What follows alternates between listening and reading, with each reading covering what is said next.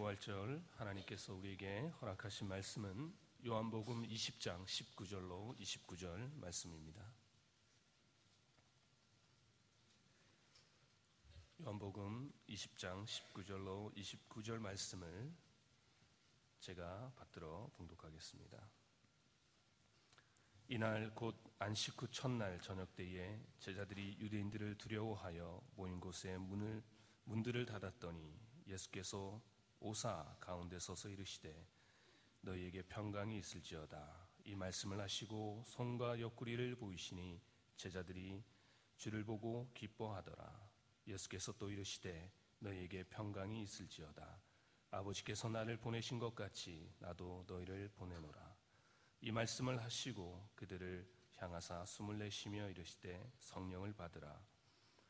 너희가 누구의 죄든지 사하면 사하여질 것이요 누구의 죄든지 그대로 두면 그대로 있으리라 하시니라.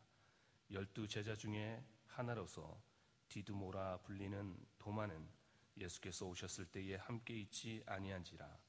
다른 제자들이 그에게 이르되 우리가 주를 보았노라 하니 도마가 이르되 내가 그의 손의 못자국을 보며 내 손가락을 그 못자국에 넣으며 내 손을 그 옆구리에 넣어보지 않고는 믿지 아니하겠노라 하니라. 여드레를 지나서 제자들이 다시 집 안에 있을 때에 도마도 함께 있고 문들이 닫혔는데 예수께서 오사 가운데 서서 이르시되 너희에게 평강이 있을지어다 하시고 도마에게 이르시되 내 손가락을 이리 내밀어 내 손을 보고 내 손을 내밀어 내 옆구리에 넣어보라. 그리하여 믿음 없는 자가 되지 말고 믿는 자가 되라. 도마가 대답하여 이르되 나의 주님이시요 나의 하나님이시니이다. 예수께서 이르시되 너는 나를 본고로 믿느냐? 보지 못하고 믿는 자들은 복되도다 하시니라. 아멘. 기도하겠습니다.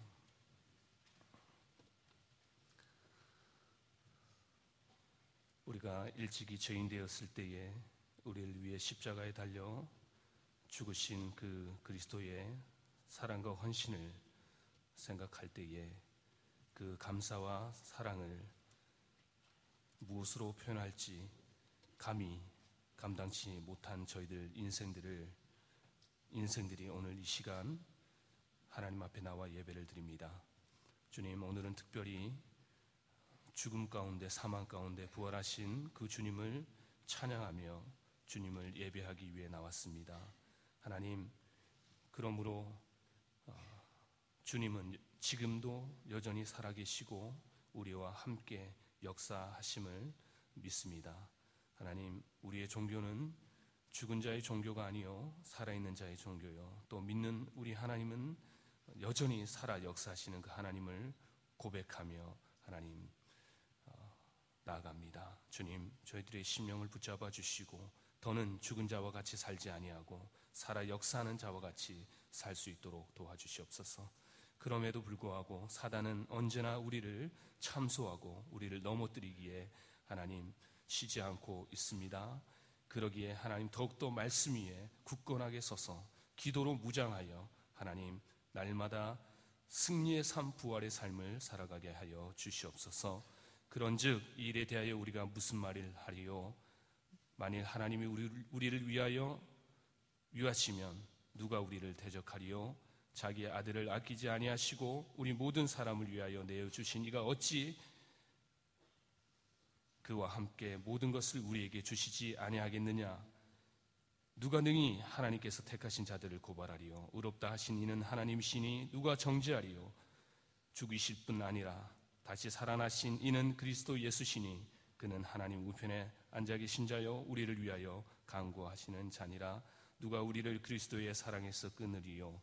환난이나 공고나 박해나 기근이나 적신이나 위험이냐 가리랴. 기록된 바 우리가 종일 주를 위하여 죽임당하게 되며 도살당할 양과 같이 여김을 받았나이다 한가 같으니라. 그러나 이 모든 일에 우리를 사랑하시는 이로 말미암아 우리가 넉넉히 이기느니라. 내가 확신하노니 사망이나 생명이나 천사들이나 권세자들이나 현재일이나 장래일이나 능력이나 높음이나 기쁨이나 다른 어떤 피조물이라도 우리를 그리스도 예수 안에 있는 하나님의 사랑에서 끊을 수 없느니라. 하나님, 이 말씀을 붙잡고 날마다 부활의 삶을 살아가게 하여 주시옵소서. 감사하며 우리 구주 예수님 이름으로 기도드리옵나이다. 아멘.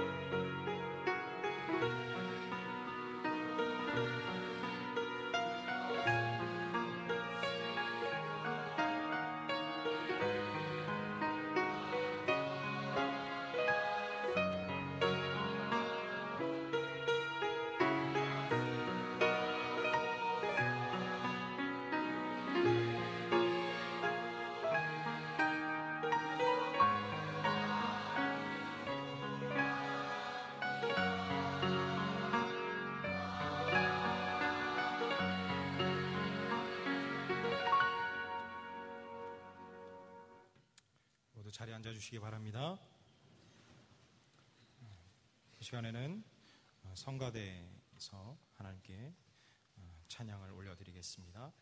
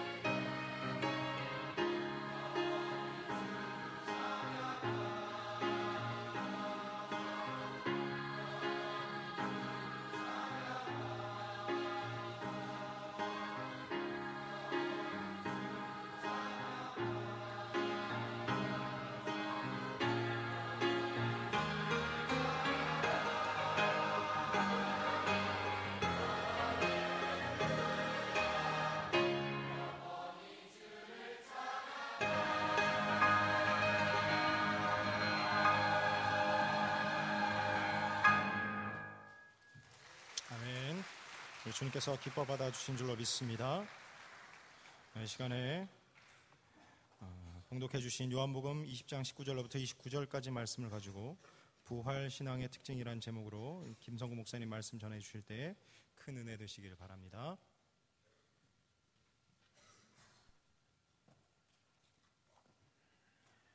기도하겠습니다. 하나님 감사합니다. 우리에게 십자가의 고난을 통해서 사랑을 보여주시고 부활을 통해서 소망을 심어주신 주님을 찬양합니다. 이 땅에 십자가의 삶뿐이었다면 절망적일 텐데 우리 주님께서 십자가에 머물지 아니하시고 부활의 능력, 부활의 권능으로 이 땅에 다시 새롭게 하셔서 우리에게 같은 믿음을 주시고 그 믿음 따라 살게 하시니 감사합니다. 이 땅을 살아가는 저희들 아버지 하나님 안에서 승리하는 그날까지 언제나 이 부활 신앙의 확신을 가지고 아버지 앞에 설 수 있도록 축복해 주시옵소서. 오늘 말씀을 나눌 때에 말씀 속에 들어있는 하나님의 귀한 뜻들이 각 사람 심령에 세워지게 하시고 그 말씀 붙잡고 승리하는 우리 모두가 되게 하여 주옵소서. 말씀을 방해하거나 말씀을 소홀히 여기게 하는 모든 잡념과 잡생각들, 쓸데없는 모든 모습들은 사라지게 하시고 오직 주의 말씀만이 증거되며 각 사람의 심령 안에 그 말씀을 아멘으로 화답하는 귀한 믿음의 결단이 있게 하여 주시옵소서. 예수님의 이름으로 기도했습니다. 아멘.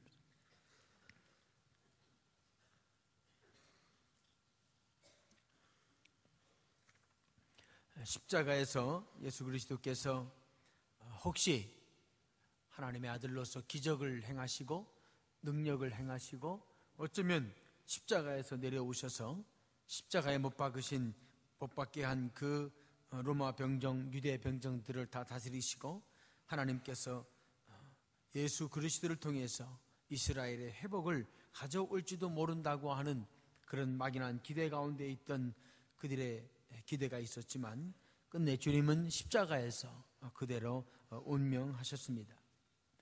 십자가에서 돌아가신 주님이 십자가에서 죽으심으로 끝났다면 아마 기독교는 죽음의 종교요, 패배의 종교요, 희망이 없는 종교가 되고 말았을 것입니다. 주님께서 우리 모두가 믿고 있는 것처럼 사단이 가지고 있는 가장 위대하다고 자랑하는 그 사망 권세를 예수 그리스도께서 십자가에서 온전히 이기시고 부활의 능력으로 서셨기 때문에 우리에겐 희망이 있고 소망이 있는 거죠. 그러나 그 당시에 주님의 부활을 경험하지 못했던 주님의 제자들에게는 예수 그리스도의 십자가의 죽으심은 청천벽력과 같은 암담한 일이었을 것입니다. 눈에 보이던 주님이 죽음이라는 과정을 통해서 사라지신 것입니다. 언제나 자신들과 함께해서 자신들을 도와주고 부족함과 모자람을 채워줄 것처럼 보였던 그 주님이 로마 제국의 무자비한 폭력 앞에 이스라엘 백성이 속국으로 살고 있었지만 그러나 그 로마 제국을 하나님의 선민의 백성의 발 아래 꿇어 앉힐 것으로 여겨졌던 예수 그리스도가 그 십자가 위에서 몇 마디의 말씀을 남기시고 죽음으로 사라지신 것은 이스라엘 백성들에게 있어서 또 특히 주님의 제자에게 있어서는 너무나 청천벽력 같은 사건이었을 것입니다.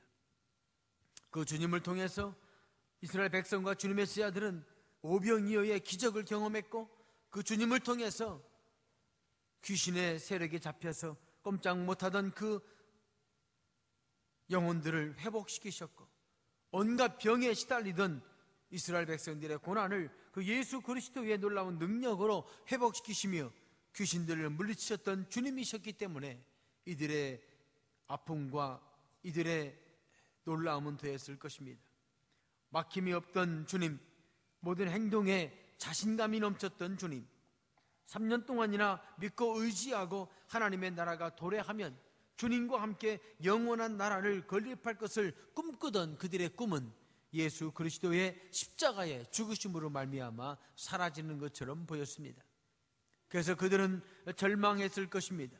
아마 그들은 무기력하고 힘 빠지는 일을 경험했을 것입니다. 주님의 죽으심은 이 주님의 제자들에게 커다란 충격이었던 것입니다. 더 이상 예수 그리스도의 말씀을 들을 수도 없고 더 이상 주님과 함께 동행할 수도 없고 더 이상 주님이 주셨던 명확하고 확실했던 지혜의 답변들을 다시는 들을 수가 없었던 것입니다. 그 모든 것을 공급해 주셨던 예수님이 십자가에서 못 박혀 죽으신 것입니다. 힘들고 어려운 일이 생길 때도 주님은 기적으로 그 일들을 이루셨고, 주님이 행하시던 그 모든 일 앞에 막히는 것이 하나도 없이 다 이루어졌는데, 십자가라고 하는 그 모진 고난 가운데서 주님은 십자가에서 그대로 내 영혼을 아버지께 부탁하나이다라고 하는 마지막 말씀과 함께 십자가의 처형 앞에 쓰러지신 것입니다. 아마 지하들은 많이 절망했을 것입니다. 실망했을 것입니다. 그래서 그 금요일 저녁은 지하들에게는 아픔의 날이었을 것이고, 괴로움의 날이었을 것이고, 다시는 생각하고 싶지도 않은 날이었을 것입니다. 자신이 믿고 따르던 예수 그리스도께서 돌아가신 날이죠. 모진 고난 앞에 사망으로 들어가신 날, 사망 권세를 가지고 있던 원수 마귀에게 예수 그리스도가 죽음이라고 하는 그 감옥에 갇히는 것처럼 보였던 날, 사단의 어둠이 예수 그리스도를 뒤덮었던 날, 그래서 그날은 굉장히 힘든 날이었을 것입니다. 그러나 성경은 우리에게 로마서 8장 18절에 보면 이렇게 선포합니다. 생각하건대 현재의 고난은 장차 우리에게 나타날 영광과 비교할 수 없도다. 현재는 고난이지만 장차는 영광이라고 하는 거지. 아마 이 사실을 예수 그리스도의 제자들은 그 당시에는 몰랐을 것입니다. 현재의 고난만이 크게 와닿아서 힘들고 어렵고 답답하고, 그래서 무섭고 떨리고 두려워서 그들은 숨을 수밖에 없었던 것입니다. 예레미야서 29장 11절에 보면 여호와의 말씀이니라 너희를 향한 나의 생각은 내가 아나니 평안이요 재앙이 아니니라 너희에게 미래와 희망을 주는 것이니라. 이미 구약 성경에서 하나님께서 우리에게 주시는 것은 미래의 희망이고 소망이고 평안이라고 말씀해 주셨음에도 불구하고 현재 다가온 고난으로 인하여 주님의 제자들은 힘들고 어렵고 답답한 상황 속에 있었습니다. 그러나 이 제자들이 어느 사건을 경험하고 난 이후에는 전혀 다른 사람이 되어서 예수 그리스도가 이 땅에 없음에도 불구하고 그분의 신앙을 전파하며 그분의 복음을 전파하며 모든 사람이 가룟 유다를 제외하고는 예수 그리스도의 순교자의 삶으로 나가게 됩니다. 무엇이 이들을 이렇게 변화시켰을까? 예수 그리스도의 부활을 믿는 신앙, 예수 그리스도의 부활을 경험한 신앙, 이 신앙이 이들을 새롭게 만든 것입니다. 오늘을 살아가는 저와 여러분도 마찬가지입니다. 현실을 살아갈 때 어느 누가 나에게는 아무런 고난이 없다라고 말할 사람이 누가 있겠어요? 나에겐 전혀 어려움이 없다고 말할 사람이 누가 있겠습니까? 나름대로, 그 나름대로 자신만이 가지고 있는 힘들고 어렵고 답답한 일들이 있게 마련입니다. 그 모든 것을 이기고 우뚝 설 수 있는 것은 예수 그리스도의 부활을 믿고 십자가의 고난이 끝이 아니고 장차 받을 영광이, 부활의 영광이 훨씬 큰 소망인 것을 마음에 믿고 살아간다면 현재 우리에게 오는 어려움과 고난들을 다 이길 수 있는 능력 있는 신앙, 권능 있는 신앙이 되는 것입니다. 부활을 믿는 사람들, 그 부활의 신앙을 가진 사람들에게 주어지는 특징을 오늘 본문을 통해서 몇 가지 나누어 보고, 저와 여러분의 신앙이 언제나 십자가의 고난을 넘어서서 부활의 놀라운 영광 가운데 거해서 현실을 이기고 승리하는 귀한 믿음이 있어지기를 주의 이름으로 축원합니다. 첫 번째로 부활을 믿는 사람들의 신앙의 첫 번째 특징 같이 한번 읽겠습니다. 시작. 안식 후 첫날에 대한 경험이 있다. 안식 후 첫날, 안식 후 첫날. 주님을 섬기고 주님과 함께 놀라운 역사를 이루기 원했던 주님의 제자들에게 고난이 왔습니다. 그것은 금요일의 고난이었습니다. 예수 그리스도께서 십자가에 못 박혀 죽으시던 그날, 모든 것이 끝난 것 같은 그날, 기적을 일으키셨고 능력을 일으키셨고 병을 고치셨고 귀신을 쫓았던 그 주님이 십자가의 고난 가운데 육체의 죽음으로 결론되어졌던 그날, 그 고난은 주님의 제자들에게 있었습니다. 어쩌면 주님의 그렇게 돌아가시는 모습은 이 제자들이 보기에는 무기력한 모습으로 보였을지도 모르겠어요. 내 영혼을 주님께 맡깁니다라고 하는, 십자가에서 몇 마디 말씀을 남기시고 세상을 떠나가셨던 주님이 십자가에서 죽으셨던 그날은 이들에게는 큰 고통이었을 것입니다. 그것이 그들에게 두려움을 주었습니다. 그것이 그들에게 어쩌면 믿음을 가지고 세상을 살아갈 힘을 빼앗아가 버렸습니다. 그래서 19절에서는 그들의 19절 상반절에서 이렇게 말씀합니다. 이날 곧 안식 후 첫날 저녁 때에 제자들이 유대인들을 두려워하여 모인 곳에 문을 닫았더니 이들은 숨을 수밖에 없었습니다. 만왕의 왕이요 만주의 주라고 믿었던 주님이 십자가에서 죽으셨기 때문에 살아 내려오실 것이라고 기대했던 그들의 기대가 꺾어졌기 때문입니다. 어쩌면 예수님을 따랐던 자신들도 붙잡혀서 주님처럼 저렇게 십자가에 못 박혀 죽을지도 모른다는 그 두려움이 그들 마음에 있었을 것입니다. 그 두려움을 가지고 그들은 어쩔 수 없이 숨을 수밖에 없었습니다. 두려움과 떨림, 무서움이 그들을 지배했기 때문입니다. 그러나 주님이 고난의 금요일에 십자가에서 죽으신 주님이 그것으로 끝나셨다면 그 두려움과 떨림, 놀람과 무서움은 우리에게 언제나 있었겠지만 주님은 금요일에 죽으심으로 끝난 것이 아니고 주님은 안식 후 첫날의 역사로 함께 하셨다는 것입니다. 살아가면서 삶에 어려움이 있다면, 해결해야 될 문제가 나에게 있다면, 이것이 주님이 십자가에서 죽으셨던 고난의 금요일이구나 생각하십시오. 어려움의 문제, 해결해야 될 문제, 극복해야 될 문제, 넘어가야 될 문제가 있다면 주님께서 겪으셨던 그 고난의 금요일이 나에게도 왔구나 생각하십시오. 거기에서 끝이 아니고 그러나 안식 후 첫날의 영광이 우리에게 있음을 기억하십시오. 예수 그리스도의 고난도 마찬가지지만 고난은 지나가게 되어져 있습니다. 고난은 언제나 지나가게 됩니다. 고난 뒤에는 안식 후 첫날이 우리를 기다리고 있는 것입니다. 부활 신앙을 믿는 사람들은 십자가에서 죽으신 그 고난의 성 금요일에서 끝나는 것이 아니고 안식 후 첫날에 대한 경험이 있습니다. 지금의 고난은 나를 힘들게 하고 지금의 고난은 나를 어렵게 하지만 그러나 이것이 지나고 나면 안식 후 첫날의 영광, 안식 후 첫날의 평강, 안식 후 첫날의 권능이 우리를 기다리고 있다고 하는 것입니다. 19절 말씀을 맞아보면 모인 곳에 문을 닫았더니 예수께서 오사 가운데 서서 이르시되 너희에게 평강이 있을지어다.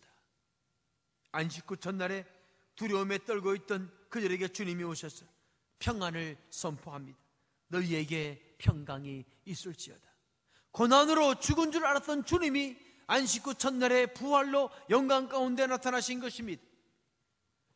부활하신 주님을 만나게 되면 주님께서 십자가에 못 박혀 죽으실 때 겪었던 그 모든 고난과 아픔과 괴로움과 답답함은 다 안개처럼 사라지게 됩니다.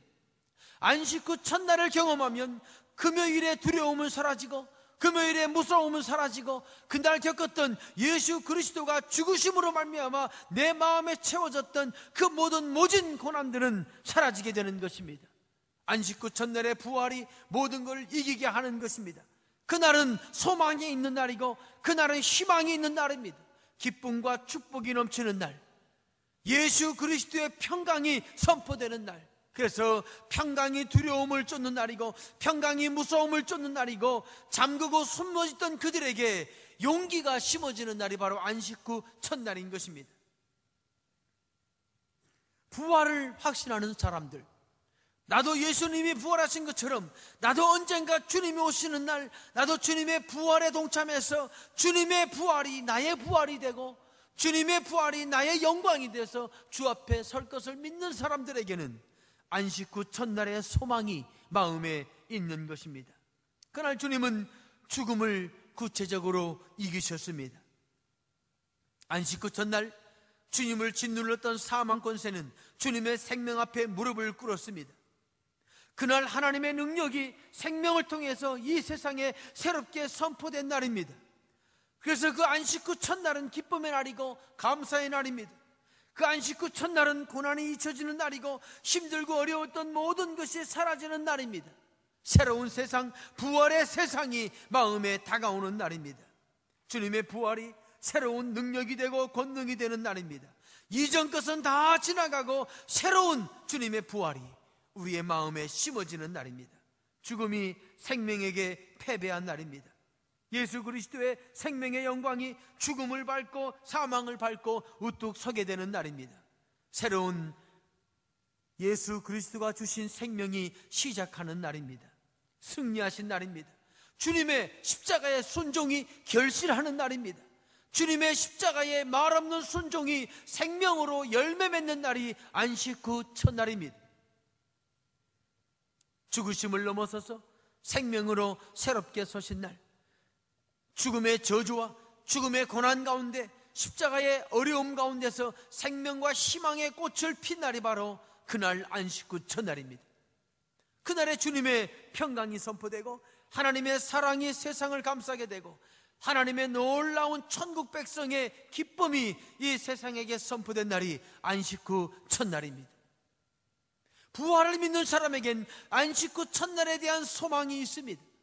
부활을 믿는 사람에겐 안식 후 첫날에 대한 경험이 있는 것입니다. 그래서 현재 받는 고난, 현재 내가 극복해야 될 어려움과 모든 고통을 기꺼이 참는 것입니다. 왜냐하면 이 고난이 지나고 나면 안식 후 첫날의 영광이 있던 것처럼 안식 후 첫날의 거룩한 평강이 마음에 채워질 것을 확신하기 때문입니다. 내 믿음이 십자가의 고난에서 끝나고 있는가? 아니면 내가 안식 후 첫날의 부활의 영광 가운데 거하고 있는가? 부활의 주님을 마음에 믿는 사람들, 그 사람들에게는 안식 후 첫날의 희망, 소망, 평강이 그들의 마음에 있게 되는 것입니다. 바라기는 저와 여러분의 마음에 예수 그리스도께서 부활하신 이 안식 후 첫날의 경험이 우리 심령 안에 있어져서 모든 고난과 모든 어려움을 이기고 우뚝 서서 생명 가운데 소망 가운데 주 바라보고 나가는 귀한 은혜의 역사가 있기를 주의 이름으로 축원합니다. 두 번째로 부활을 마음에 믿는 사람들에게 나타나는 또 하나의 특징은 같이 읽겠습니다. 시작. 빈 무덤에 대한 경험입니다. 모든 무덤에는 시체가 있습니다. 모든 무덤에는 썩어지는 것이 있습니다. 그래서 무덤은 두려움과 떨림의 대상입니다. 밤중에 무덤이 있는 곳에 가는 것은 그래서 모든 사람에게 힘들고 어려운 일이죠. 그 속에 들어있는 시체가 왠지 우리를 힘들게 하고 두렵게 하고 어렵게 만드는 것입니다. 주님이 십자가에 죽으시고 그 시체는 주님의 무덤에 안치되었습니다. 모든 사람들은 그 무덤 안에 주님의 시체가 있을 것으로 생각했습니다. 그러나 안식 후 첫날 그 무덤에 여인들이 찾아옵니다. 향품을 더 뿌리고 주님을 더욱더 경배하기 위해서 온 거죠. 요한복음 20장 1절로 7절 말씀에서는 그 말씀을 이렇게 증거하고 있습니다. 안식 후 첫날 일찍이 아직 어두울 때에 막달라 마리아가 무덤에 와서 돌이 무덤에서 옮겨진 것을 보고 시몬 베드로와 예수께서 사랑하시던 그 다른 제자에게 달려가서 말하되 사람들이 주님을 무덤에서 가져다가 어디 두었는지 우리가 알지 못하겠다 하니 베드로와 그 다른 제자가 나가서 무덤으로 갈새 둘이 같이 다름질하더니 그 다른 제자가 베드로보다 더 빨리 달려가서 먼저 무덤에 이르러 구부려 세마포 놓인 것을 보았으나 들어가지는 아니하였더니 시몬 베드로는 따라와서 무덤에 들어가 보니 세마포가 놓였고 또 머리에 쌌던 수건은 세마포와 함께 놓이지 않고 딴 곳에 쌌던 대로 놓여 있더라. 안식 후 첫날 그들이 경험했던 무덤은 빈 무덤이었습니다. 주님의 무덤은 비어있는 무덤입니다. 주님의 무덤이 비어있었다는 경험은 죽음이 생명에게 결박당했다는 경험입니다. 주님의 무덤은 죽음의 증거가 아니라 생명의 증거로 채워져 있었습니다. 주님의 무덤은 사망이 아니라 예수 그리스도의 사랑, 하나님의 사랑으로 채워져 있었습니다. 주님의 그 무덤은 죽음의 절망이 아니라 하늘나라에 대한 소망으로 채워져 있었습니다. 주님의 무덤은 과거의 죽음이 아니라 미래를 향한 열정으로 채워져 있었습니다. 죽음의 공포에서 생명의 신비가 채워져 있는 것이 주님의 무덤이었습니다. 썩은 시체의 죽음의 냄새가 아니라 말씀의 약속이 성취되는 향기로 가득 채워져 있는 곳이 주님의 무덤이었습니다. 죽음이 부활의 신비 앞에 결박당한 곳, 그것이 바로 주님의 빈 무덤이었습니다. 고린도전서 15장 26절에 있는 말씀처럼 맨 나중에 멸망받을 원수는 사망이니라. 주님의 무덤에서는 이미 사망이 멸망당했던 것입니다. 이 시대가 끝날 때 마지막 날 멸망당할 원수인 사망은 이미 주님의 부활의 주님의 그 빈 무덤 속에서 이미 사망된 거죠. 이미 멸망된 것입니다. 죽음은, 사망은 주님의 부활 앞에 결박당하고 주님의 부활이 그 모든 것을 이기고 우뚝 서게 된 것입니다. 우리 주님의 무덤은 비어 있었습니다. 주님은 결코 무덤 속에 가둘 수 있는 분이 아니었습니다. 부활의 권능, 생명의 권능, 하나님의 사랑의 권능이 주님으로부터 세상에 퍼지게 됩니다. 빈 무덤은 주님의 승리입니다. 빈 무덤은 주님의 부활의 영적인 영광을 드러내는 결과입니다. 빈 무덤을 경험하는 신앙, 부활을 믿는 신앙은 예수 그리스도의 무덤이 비어 있음을 경험하게 됩니다. 그리고 주님께서 그 빈 무덤 속에서 우리에게 보여주신 부활의 승리, 사망을 이기고 우뚝 서신 부활의 승리를 경험하게 되는 것입니다. 죽어있던 것들이 그래서 살아나게 되는 것입니다. 호세아 13장 14절에 보면 내가 그들을 소울의 권세에서 속량하며 사망에서 구속하리니 사망아 내 재앙이 어디 있느냐, 소울아 내 멸망이 어디 있느냐, 뉘우침이 내 눈앞에서 숨으리라. 죽음의 권세, 사망의 권세, 그것이 주님 앞에서는 아무 능력이 없는 걸로 바뀌게 되는 것입니다.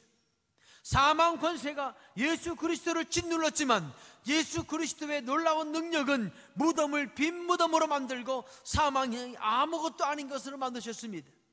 죽음 앞에서도 그래서 떳떳하게 예수 그리스도의 놀라운 능력을 많은 사람들이 전하다가 사망 권세 앞에 두려워하지 아니하고 부활의 권능을 믿는 사람들을 통해서 복음은 이 땅에 전파된 것입니다. 부활을 믿는 신앙은 빈 무덤을 경험하기 때문에 사망을 짓밟고 일어서게 됩니다. 여러분이 주님의 부활을 믿으십니까?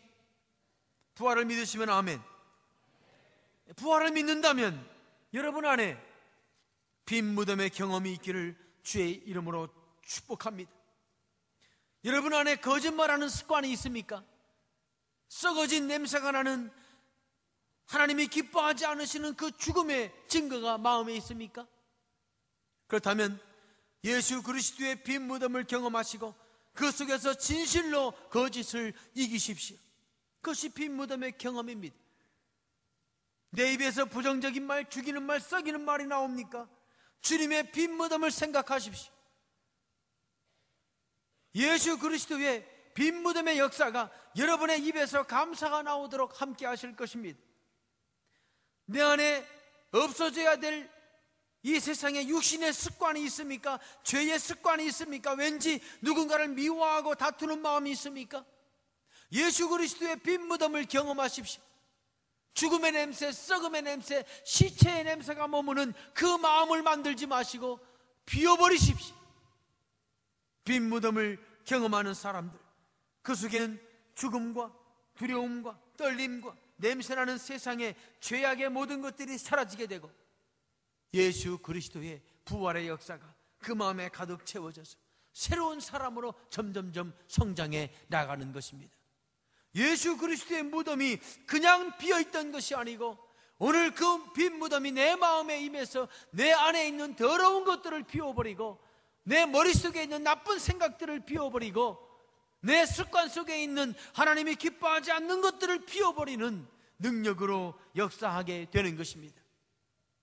부활을 경험한다면 빈 무덤을 경험하십시오. 그래서 그 무덤 안에 썩은 것이 아무것도 없고 오직 세마포만 있고 주님의 부활의 증거만 그곳에 있었던 것처럼 저와 여러분의 마음 가운데 언제나 예수 그리스도의 부활의 권능이 들어있어서 속에 있는 썩어지는 모든 것들이 사라지고 주님이 기뻐 받으시는 그런 빈 무덤의 경험이 있는 귀한 신앙으로 자라기를 주의 이름으로 축원합니다. 세 번째로 같이 한번 더 읽겠습니다. 시작. 십자가의 흔적에 대한 경험. 부활을 확신하는 사람들에게 나타나는 오늘 본문을 통해서 깨달을 수 있는 또 하나의 교훈은 십자가의 흔적에 대한 경험이 있다는 것입니다. 십자가의 흔적에 대한 경험. 안식 후 첫날에 제자들이 무서워서 문을 닫고 있었습니다. 그때 20절 말씀에 보면 주님이 이렇게 말씀하십니다. 평강이 있을지어다, 이 말씀을 하시고 손과 옆구리를 보이시니 제자들이 주를 보고 기뻐하더라. 주님의 손과 주님의 옆구리에 십자가의 흔적이 남아있는 거죠. 안식 후 첫날에 주님은 무덤을 빈 무덤으로 만드시고 제자들을 찾아가셨습니다. 그들은 두려움에 떨고 있었습니다. 무서워서 숨어 있었습니다. 앞으로 어떻게 살아갈까? 무엇을 해나갈까? 어떻게 내가 이 세상을 견디고 나갈까? 이런저런 걱정과 근심과 두려움이 그들을 짓누르고 있었을 것입니다. 죽으신 주님에 대한 충격에서 아직 벗어나지 못하고 있었습니다. 혹시 다가올 핍박과 혹시 자신들을 잡아서 고난을 갖게 할 로마 군병, 유대 병정들이 두려움으로 그들을 숨게 만들었습니다. 자신들이 처해 있는 상황이 무서웠습니다. 그 상황이 싫었습니다. 그래서 피했습니다. 그리고 숨어 있었습니다. 문을 잠갔습니다. 근데 그곳에 주님이 나타나신 것입니다. 두려움의 자리에, 고통의 자리에, 숨고 피해 있는 그 자리에 주님이 나타나셨습니다. 그리고 주님께서 평강이 있을지어다 라고 평강을 선포하십니다. 누가복음 24장 39절에 보면 그들이 예수 그리스도를 보고 놀라고 무서워하고 있을 때 24장 39절 말씀에 보면 39절 말씀 같이 읽겠습니다. 시작. 내 손과 발을 보고 나인 줄 알라. 또 나를 만져보라. 영은 살과 뼈가 없으되 너희 보는 바와 같이 나는 있느니라. 내 손과 발을 보고 나인 줄 알라. 내 손과 발을 보고 나인 줄 알라. 내 옆구리를 보고 나인 줄 알라. 부활을 믿는 사람들에게는 이 제자들이 두려움과 떨림에 있다가 순간적으로 바뀌어서 복음을 전하고 3,000명, 5,000명씩 회개하고 돌아오게 만든 그 역사는 부활을 경험했기 때문에 그 부활의 십자가의 흔적을 그들은 예수 그리스도를 통해서 확실히 본 것입니다. 고난의 자국, 세상을 살아가면서 많은 영혼들을 구원하시기 위해서 주님이 받으셨던 그 아픔의 자국이 주님의 손과 발에는 있었습니다. 부활은 십자가의 고난 없이는 있을 수 없지. 부활은 십자가의 고난이 가져오는 열매이고 결실이죠. 부활은 십자가의 고난의 흔적이 나타내는 하나님의 축복인 것입니다. 내가 오늘 내가 져야 될 십자가를 지지 않는다면 부활의 결실은 나에게 없겠죠. 내가 오늘 내가 마땅히 감당해야 될 그 십자가를 지기 위해서 나를 쳐서 복종시키고 내 욕심을 절제하고 견디고 나가지 않는다면, 내 정욕을 십자가 앞에서 못 박지 않는다면 부활의 영광은 나에게 없겠죠. 25절 말씀 보면 주님이 계속해서 말씀하십니다. 다른 제자들이 그에게 이르되 우리가 주를 보았노라 하니, 예수 그리스도에 오셨을 때 그 자리에 없었던 도마가 이르되 내가 그의 손에 못자국을 보며 내 손가락을 그 못자국에 넣으며 내 손을 그 옆구리에 넣어보지 않고는 믿지 아니하겠노라. 십자가의 흔적을 보지 않고 내가 믿지 않겠다고 말한 이 도마의 고백입니다. 예수 그리스도의 십자가의 고난, 예수 그리스도의 십자가의 흔적이 나의 흔적이 되고 예수님의 고난이 나의 고난이 될 때 우리는 부활의 신앙의 특징을 갖게 되는 것입니다. 내가 오늘 주 앞에 달려가는 것은 주님이 날 위해 고난받았기 때문이고, 내가 오늘 주를 위해서 오늘을 참고 나가는 것은 주님이 받으신 고난 때문이지. 내가 새벽에 나와 주 앞에 간구하며 졸음을 참고 공부하는 것은 내가 져야 될 십자가의 고난이기 때문이지. 바울은 이런 삶에 대해서 이렇게 이야기합니다. 갈라디아서 6장 17절에 보면, 우리 한번 같이 읽겠습니다. 시작. 이후로는 누구든지 나를 괴롭게 하지 말라. 내가 내 몸에 예수의 흔적을 지니고 있노라. 내가 내 몸에 예수의 흔적을 지니고 있노라. 예수 그리스도께서 이 땅에서 십자가를 지시면서 보여줬던 고난의 흔적이 바울은 자신에게 있다고 고백합니다. 내가 예수의 흔적을 지니고 있다. 내가 주님 때문에 고난받았고, 주님 때문에 참았고, 주님 때문에 견뎠고, 주님 때문에 힘들었고, 주님 때문에 내가 이 길을 가고 있다. 그 흔적이 나에게 있다는 것입니다. 부활의 신앙을 경험한 사람은 십자가의 흔적이 있습니다. 아마 주님이 오신다면 나에게서 그 십자가의 흔적을 찾으실 것입니다. 네 손이 주를 위해서 얼마큼 일했느냐, 네 발이 주를 위해서 얼마큼 일했느냐, 네 옆구리가, 네 마음이, 네 생각이 주를 위해서 얼마큼 힘쓰고 애썼느냐, 너에게 주어진 너의 시간을 얼마나 주를 위해 사용했느냐, 주님은 십자가의 흔적을 나에게서 찾으실 것입니다. 그 흔적이 여러분에게 있습니까? 바울은 갈라디아서 6장에서 그 십자가의 흔적을 가지고 있기 때문에 이렇게 고백합니다. 같이 읽겠습니다. 시작. 그러나 내게는 우리 주 예수 그리스도의 십자가 외에 결코 자랑할 것이 없으니 그리스도로 말미암아 세상이 나를 대하여 십자가에 못 박히고 내가 또한 세상을 대하여 그러하니라. 내가 세상을 대해서 십자가에 못 박혔다. 내가 좋아하는 세상의 모든 것은 십자가에 못 박았다. 내가 즐기고 내가 누리고 내가 좀 편하고 싶고 내가 좀 이 땅에서 먹고 즐기고 싶은 모든 것은 십자가에 못 박았다는 것입니다. 그래서 나는 그리스도의 십자가 외에는 자랑할 게 없다. 자랑할 게 없다. 십자가만 자랑하겠다는 것입니다. 그 십자가가 내 손과 발에 십자가의 흔적을 남겨주기 때문에 주님 때문에 견디고 주님 때문에 참으십시오. 주님 때문에 공부하십시오. 주님 때문에 달려가십시오. 주님 때문에 하루하루를 채우십시오. 그게 십자가의 흔적입니다. 예수님의 부활을 믿는 사람들은 온 몸과 마음에 십자가의 흔적을 가지고 있는 것입니다. 고린도전서 1장 18절에 보면 십자가의 도가 멸망하는 자들에게는 미련한 것이요 구원을 받는 우리에게는 하나님의 능력이다. 어떤 사람에게는 십자가의 도가 미련하게 보여요. 왜 내가 주님 때문에 고난받아야 되느냐? 왜 내가 주님 때문에 이 새벽부터 깨워서 예배드려야 되고 왜 이렇게 주님을 위해서 애써야 되느냐? 불평과 불만이 나올 수 있어요. 어떤 사람에겐 그 사람은 성경은 말하기를 멸망하는 자들이라고 이야기합니다. 그러나 구원을 받은 우리에게는 십자가는 능력입니다. 아멘. 따라합시다. 십자가는 능력이다. 아멘. 십자가는 능력인 거예요.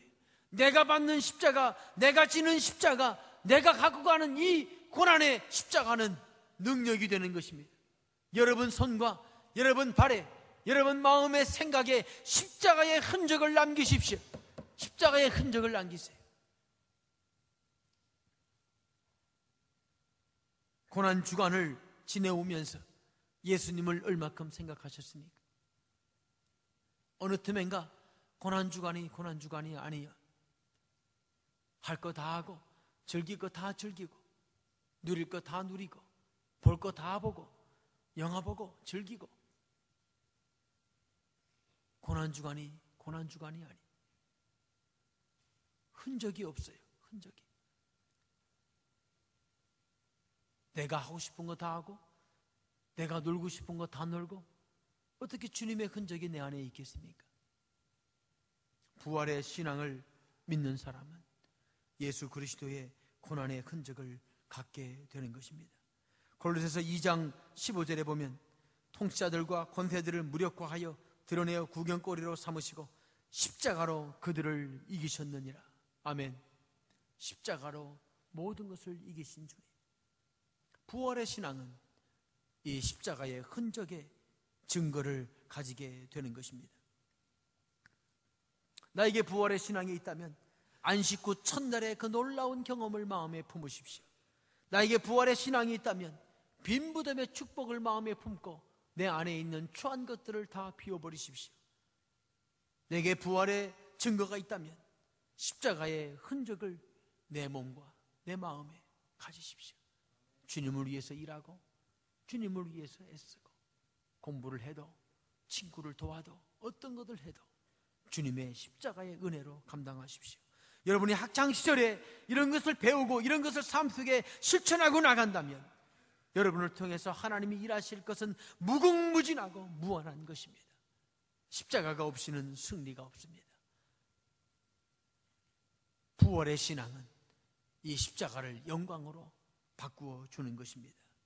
주님 안에서 이 부활의 경험을 마음에 가짐으로 말미암아 하나님이 쓰실 수밖에 없는 축복의 일꾼들 다 될 수 있기를 주님의 이름으로